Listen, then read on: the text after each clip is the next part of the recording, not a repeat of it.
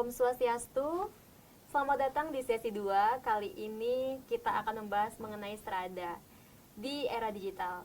Dimana kita tahu bahwa di era digital dan di kehidupan manusia, setiap agama tentu memiliki dasar-dasar keyakinan dalam menjalankan kehidupan beragama.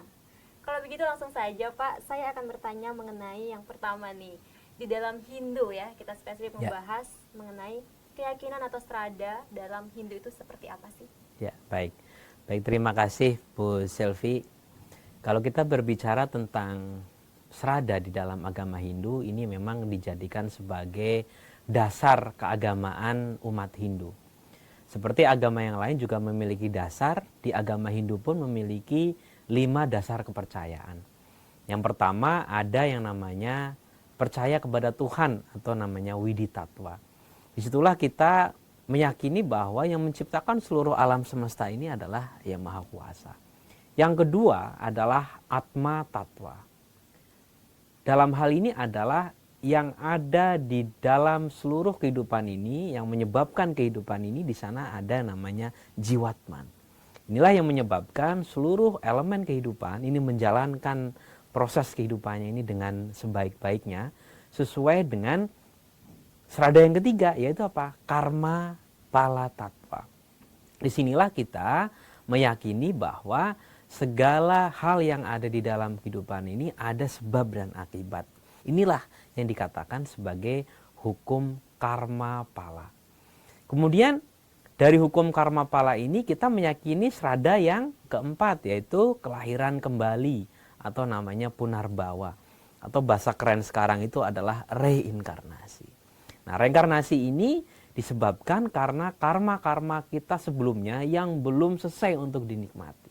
Sehingga kemudian kita dilahirkan, yang dikatakan adalah kita untuk menikmati hasil perbuatan ini. Ada yang dilahirkan sebagai manusia, dilahirkan di bawah manusia, hewan maupun tumbuhan. Nah, agar kita kemudian tercapai kebebasan secara hakiki, secara sempurna, maka kita percaya dengan serada yang kelima, yaitu adalah moksa.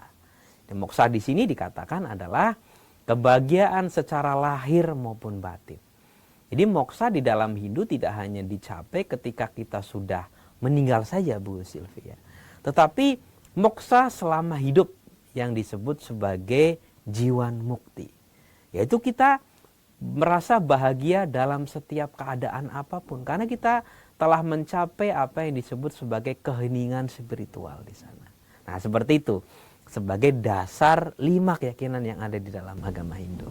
Oke, jadi dalam kehidupan gitu, khususnya sebagai umat Hindu yang dilandasi dengan Pancasrada, tentu kita juga tahu bahwa dalam Hindu sangat menjunjung tinggi dharma atau kebenaran. Betul.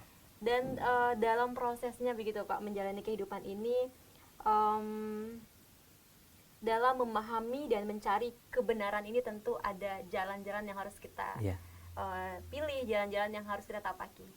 Kalau tidak salah namanya catur pramana. Mungkin Bapak bisa menghubungkan atau menjelaskan lebih lanjut begitu mengenai jalan-jalan tadi atau catur pramana yang dimaksud. Ya, baik. Di dalam agama Hindu dikenal dengan adanya 4 pilar mencari kebenaran. Tadi Bu Sylvie sudah menyampaikan. Sehingga di sana yang pertama ada namanya pratyaksa pramana, yaitu kita melakukan pengamatan langsung. Contohnya misalnya, ketika kita melihat keindahan alam, tidak mungkin kita hanya melihat dari mendengar cerita saja. Tapi kita harus langsung melihat di sana. Nah, seperti itu. Nah, sama halnya dengan konsep Atman di dalam diri kita. Apakah kemudian kita menceritakan, oh di dalam diri kita ada Atman gitu. Tetapi secara lebih jelas kita akan melihat banyak sekali sarjana-sarjana kedokteran yang kemudian membuat suatu kesimpulan bahwa jiwatman itu ada. Di mana itu? Letaknya ada di jantung kita. Sehingga ketika jantung manusia ini berhenti berdetak, maka dia akan kembali kepada Sang Pencipta. Ini adalah salah satu bukti dengan yang namanya pengamatan langsung. Ya. Yang kedua adalah anumana pramana, atau yang disebut adalah dengan berlogika. Kemudian yang ketiga itu ada namanya upamana pramana. atau melihat adanya perbandingan gitu. Nyangkut yang terakhir yaitu adalah sabda atau dikatakan juga adalah agama pramana.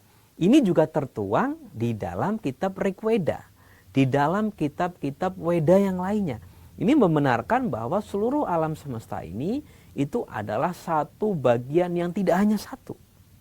Sehingga dikatakan adalah Brahmanda atau adalah telur-telur Brahman.